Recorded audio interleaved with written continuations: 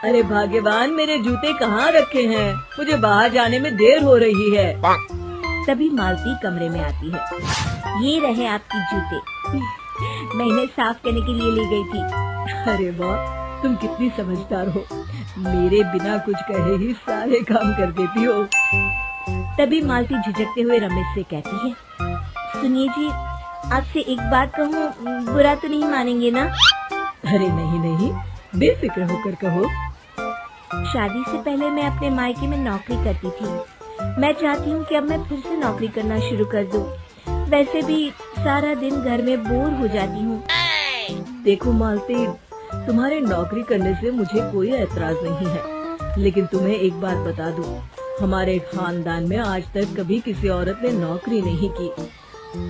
फिर भी एक बार तुम माँ से पूछ कर देखो, अगर वो तुम्हें नौकरी करने की इजाजत दे देती है तो अच्छी बात है। रमेश वहाँ से चला जाता है। फिर उसी शाम मालती अपनी सास के पैर दबा रही होती है। तभी उसकी सास मालती से कहती है, अरे क्या बात है बहू, आज तो ठीक तरह से मेरे पैर नहीं दबा रही, किसी ख्याल में खोई पड़ी है क्या? मैं भी तो जानूं आखिर बात क्या है। अब दरअसल वो माँ जी। अरे हाँ हाँ बोलो, इतना सोच क्यों रही हो? माँ जी, अगर आप बुरा न माने तो मैं नौकरी करना चाहती हूँ। घर के काम करने के बाद मेरे पास काफी वक्त बच जाता है। मालती की ये बात सुनकर उसकी सास गुस्से में कहती है, अरे बहू, तेरी तबीयत तो ठीक है ना? आज ये कैसी बहकी बातें कर रही है? भला हमारे खानदान में आज तक कभी किसी औरत ने नौकरी की है जो तू नौकरी करने की बात कर रही है, हैं? अरे बहू, तू क्या रिश्तेदारी में हमारी नाक कटाना चाहती है? जितना जल्दी हो सके अपने दिमाग से नौकरी का भूत उतार दे, और अब जा, जल्दी से रसोई में जा, खाना बनाने का वक्त हो रहा है। मालती मन मार कर खाना पकाने के लिए रसोई घर में चली जाती है। अगले दिन, नमस्ते माँ जी, कैसी हैं आप?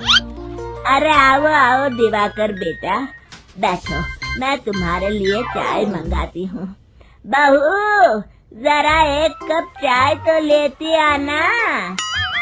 फिर दिवाकर एक फाइल खोलकर मालती की सास के सामने रख देता है। ये देखिए माँ जी, ये है पिछले महीने का हिसाब, और ये रहे मुनाफे के रुपए।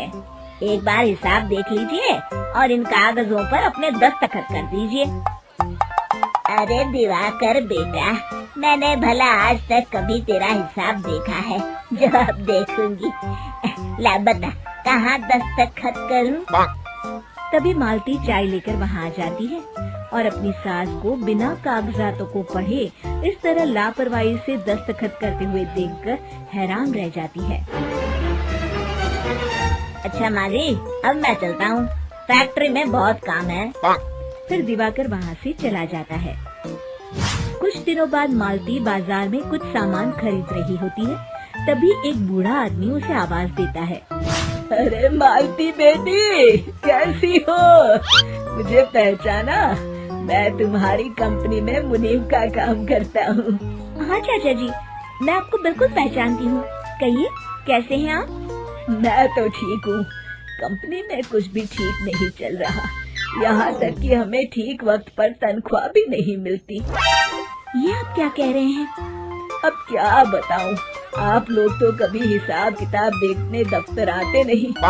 मेरी मानो तो एक बार आप लोग दफ्तर आकर सारा हिसाब किताब देख लो, आपको असलियत पता चल जाएगी। अच्छा बेटी, अब मैं चलता हूँ, देर हो रही है। फिर वो बूढ़ा वहाँ से चला जाता है। वहीं दूसरी तरफ मालती घर पहुंचकर अपनी सास को सारी बात बताती है। तभी वहाँ रमेश भी आ जाता है, लेकिन मालती की सास मालती की किसी भी बात पर विश्वास नहीं करती। तभी रमेश कहता है, अरे माँ, बिना आग के कभी धुआं नहीं उठता। जब मालती इतना कह रही है तो हमें एक बार दफ्तर चलकर देख लेना चाहिए। वैसे भी हम लोग काफी दिन से अपने दफ्तर नहीं गए हैं। इस तरह किसी एक आदमी के भरोसे काम छोड़ना मुझे भी ठीक नहीं लगता। अगले दिन वे सभी अपने दफ्तर पहुँचते हैं। और सीधे दिवाकर के कैबिन में जाते हैं। अचानक सबको एक साथ देखकर दिवाकर चौंक जाता है। अरे माँ जी, आप सब लोग अचानक यहाँ कैसे आ गए? अगर कुछ काम था तो मुझे एक फोन कर दिया होता, मैं आपके घर आ जाता। तभी मालती की सास कहती है, अरे दिवाकर बेटा, आज मैं हिसाब देखने दफ्तर आई हूँ। जरा मुझे पिछले 6 महीनों का हिसाब दिखाना तो बेटा। दिवाकर घबराते हुए हिसाब की फाइल मालती की सास को देता है। मालती की सास फाइल लेकर मालती को देती है और कहती है, ले बहू, देख ले हिसाब। मालती फाइल को बड़े गौर से देखती है और अगले ही पल उसे सारी गड़बड़ी समझ में आ जाती है। वो अपनी सास से कहती है, माँ जी, मुनीम चाचा बिल्कुल सही कह रहे थे। हमारी कंपनी में पिछले 6 महीनों में जितना मुनाफा हुआ है, हमें उसका आधा पैसा भी नहीं मिला। क्यों समझ लीजिए कि 1 रुपये में सिर्फ चवन्नी ही हमारे हाथों में आई है। मालती की बातें सुनकर मालती की सास गुस्से से दिवाकर को पूछती है, क्यों दिवाकर, मेरी बहू जो कह रही है वो सच है? दिवाकर समझ जाता है आज उसका भांडा फूट चुका है। वो गिड़गिड़ाते हुए कहता है, मुझे माफ कर दीजिए माँ जी, मैं पैसों के लालच में अंधा हो गया था।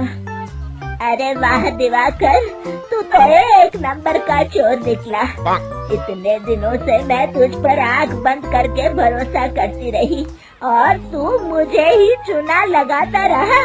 अभी के अभी निकल यहाँ से और दोबारा अपनी शक्ल मत दिखाना। दिवाकर वहाँ से भाग जाता है। मालती की सास मालती को शाबाशी देते हुए कहती है, बहू, आज मैं समझ गई कि पढ़ाई लिखाई हमारी जिंदगी में कितनी जरूरी है।